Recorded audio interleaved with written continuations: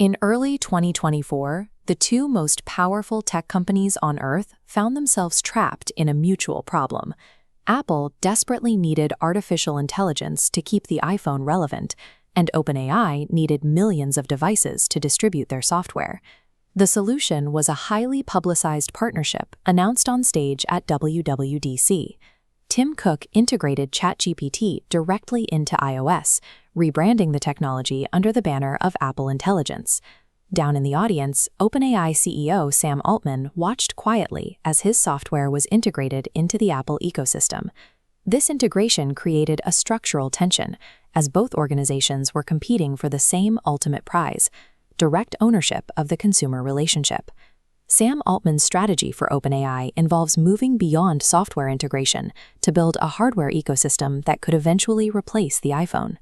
That ambition hit a legal wall today when Apple filed a 41-page lawsuit against their AI partner.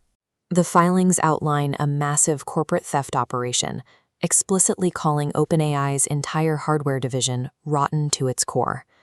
This filing signals an escalation from simple contract disputes to an existential battle over which company will provide the next generation of computing hardware. The conflict began as a talent drain. Over the last 2 years, OpenAI has systematically recruited more than 400 Apple employees. Then came the infrastructure. OpenAI paid $6.5 billion to acquire a stealth startup called IO, founded by Jony Ive, the designer who spent 30 years establishing Apple's visual identity. According to recent leaks, Ive and Altman are building a screen-free, smart home speaker. It features mechanical elements that move independently, designed to simulate a living personality rather than a static object. If successful, this ambient, voice-driven hardware could bypass the screen entirely, threatening the profit model that keeps Apple dominant. When an engineer resigns, standard protocol dictates an immediate loss of network access and a security escort out. But Apple alleges OpenAI circulated a cheat sheet teaching recruits how to bypass this, giving them 14 extra days to scrape confidential data. The lawsuit points directly to Tang Tan, a former Apple vice president who recently took over as OpenAI's head of hardware. During the hiring process, Tan allegedly required interviewing Apple engineers to bring actual physical hardware prototypes into the OpenAI offices for show and tell. This was not a passive transfer of industry knowledge.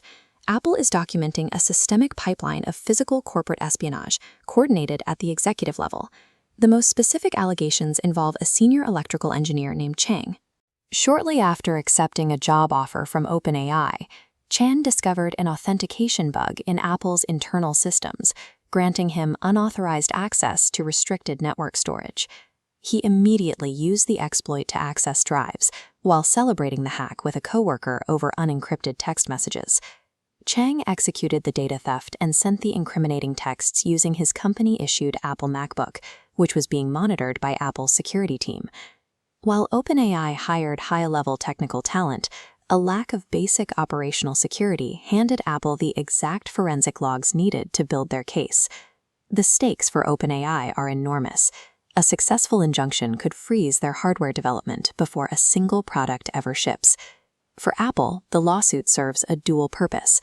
By publicly attacking a high-profile partner, they deliver a massive deterrent to any other startup considering a raid on their engineering teams. They have weaponized a nearly limitless legal budget, turning lawyers into a defensive moat around their hardware dominance. There is a historical irony in Apple's outrage, considering the company built its own foundation through similar means 50 years ago. A young Steve Jobs toured the Xerox Palo Alto Research Center, saw their experimental graphical user interface and a computer mouse, and immediately directed his team to copy the designs for the Macintosh. Jobs justified the maneuver by adopting a phrase often attributed to Pablo Picasso: "Good artists copy, great artists steal."